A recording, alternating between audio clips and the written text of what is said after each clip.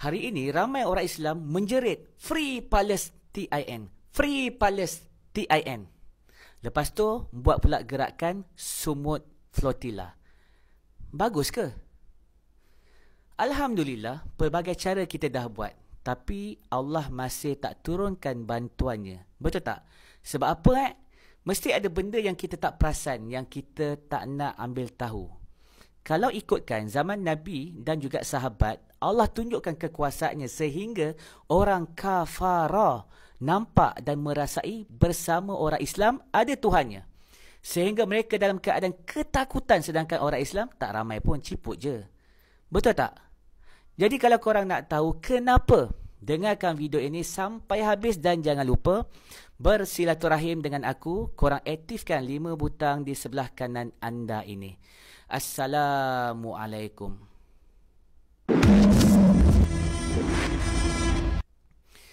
Bismillahirrahmanirrahim.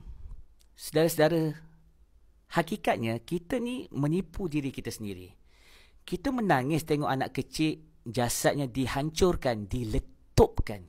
Kita marah tengok masjid kita dibakar. Tapi hakikatnya jeritan kita itu hanya tinggal di mulut sahaja. Kita berbohong pada Allah. Kita munafik sebab tangan kita, dompet kita masih bagi makan pada sistem yang NUH saudara kita sendiri. Kita marah pada Yahud Zayo ini. Tapi setiap bulan kita bayar angsuran rumah, angsuran kereta kepada bank yang mereka cipta. Banklah punca kekuatan mereka. Yang buat PERANG sana sini semua itu dari keuntungan bank. Mereka lah yang membiayai semua kehancuran di negara-negara Islam. Sebab dari situlah datangnya riba, hutang dan dana besar yang akhirnya berputar untuk biayai PERANG dan juga JATA. Mereka tak perlu tawan kita dengan perlu RU sebab kita sendiri serah kuasa pada sistem mereka. Dan jangan kata bank Islam itu selamat. Label Islamik ini cuma nama je, tapi sistemnya tetap sistem riba, tetap sistem ciptaan barat. Nama saja Islamik tapi duit tetap mengalir kepada rangkaian kewangan global yang Yahud kendalikan. Kalau tak bayar, mereka akan buat zalim dengan merampas harta kita itu. So jalan ceritanya, bank konvensional dan juga Islamic Bank sama je. Kerana mereka ni adik-beradik di bawah kendalian Yahud wa Nasara ini. Rothschild. Walan tardo angkal Yahudu walan Nasara. Mereka tak akan reda dengan orang Islam.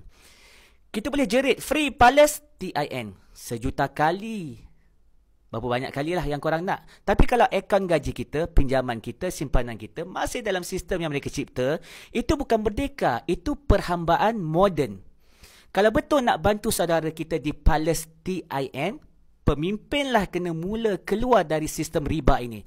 Jangan berhutang dengan Bank Dunia dan IMF. Jangan berhutang, jauhi kad kredit, simpan dengan cara halal.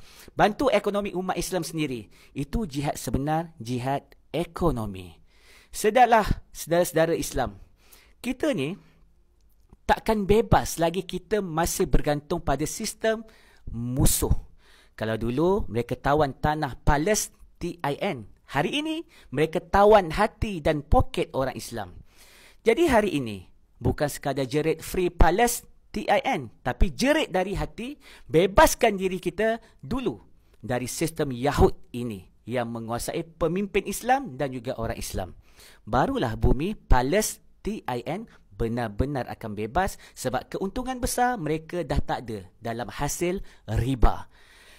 Jadi kalau korang saudari Islam aku, jemput follow account ini untuk pembongkaran seterusnya. Bantu aku sharekan video ini supaya ada orang-orang yang benar di sisi Allah mula sedar dan tahu apa yang perlu dibuat sekarang. Savekan video ini supaya korang boleh ulang-ulang dengar untuk lebih faham. Bantu aku dengan komen-komen korang yang paling power. Aku hidup kerana Allah. Apa yang paling penting?